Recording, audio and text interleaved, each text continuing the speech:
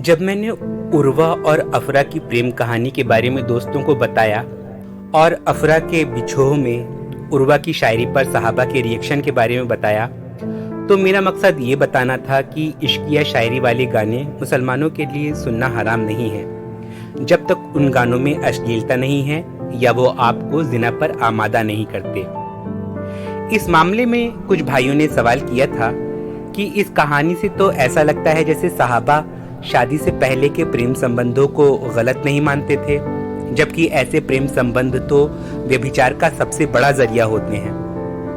असल में मैंने बताया ही था कि सहाबा ने उर्वा और अफरा को एप्रिशिएट ही इसलिए किया था कि दोनों प्रेमियों ने जिना की बजाय जायज ढंग से निकाह की कोशिश की थी। उन्होंने व्यभिचार से खुद को बचाया था, इसलिए सहाबा ने उन्हें शरीफ लोग कहा था। देखिए, कुरान में, अहादीस में क्लियर है कि शादी से पहले सेक्स करना हराम है, जिना है, व्यभिचार है, और जिसने इलीगल सेक्स से खुद को बचाया वही दोज़ख की आग से बचने वाला है।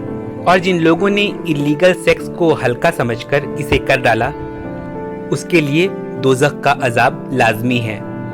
इस्लाम हर लड़के और लड़की को अपना दामन पाक रखने का हुक्म देता है। इस्लाम कभी आपको शादी से बाहर किसी गैर जिन्स से शौक होकर लचक कर बातें करने की भी इजाजत नहीं देता। तो अश्लील बातें करने, कामुक ढंग से छूने वगैरह की बात तो बेहद दूर है। कोई गर्लफ्रेंड बॉयफ्रेंड के नाम पर ये काम करेगा तो 99% चांस है कि वो नफ्स पर काबू नहीं रख सकेगा और इलीगल सेक्स करके कुफ्र कर बैठेगा। सो शादी से बाहर ऐसे रिश्तों को इस्लाम कभी इनकरेज नहीं करता। लेकिन अगर एक्सीडेंटली दो लोगों को एक दूसरे के लिए अट्रैक्शन हो गया और वो एक दूसरे के साथ जिंदगी बिताने की चाह में बेचैन होने लगे, तो इस्लाम ऐसा बेरहम भी नहीं कि इस बात पर भी दोनों को गुनहगार बता दे कि नामहरम की चाह कैसे दिल में पनप गई। बल्कि इस मौके पर आप सल्लल्लाहु अलैहि वसल्लम की एक हदीस है कि दो मोहब्बत करने वालों के हक में निकाह से बेहतर कोई चीज नहीं है।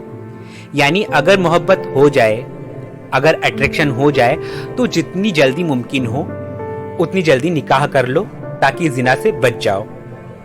ऐसी अहादीस भी हैं कि बेटी किसी और शख्स से शादी करना चाहती थी, लेकिन उसके बाप ने जबरन किसी दूसरे मर्द से उसका निकाह करा दिया। तो बेटी की फरियाद सुनकर आप सल्लल्लाहु अलैहि वसल्लम ने उसका निकाह खत्म करा के उसके पसंद के शख्स से उसकी शादी करा दी।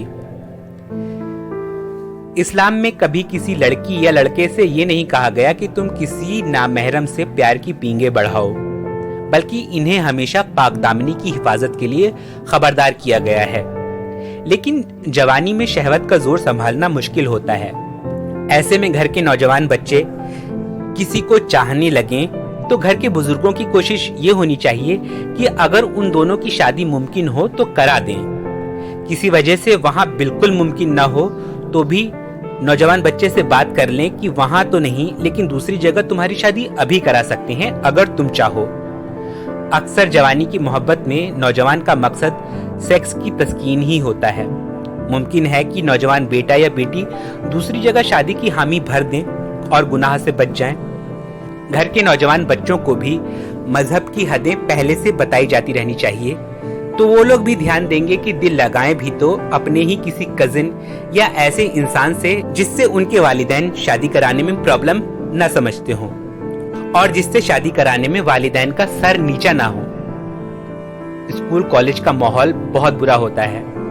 एक मुसलमान नौजवान लड़का या लड़की को इस माहौल से हमेशा खबरदार किया जाए कि वहाँ मोहब्बत नहीं है, वहाँ तुमसे हर इंसान प्यार के नाम पर इलीगल सेक्स चाहता है।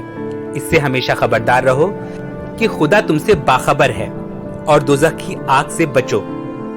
ये तमाम बातें बताना जरूरी लगी तो मैंने आपको बता दी। शुक्रिया।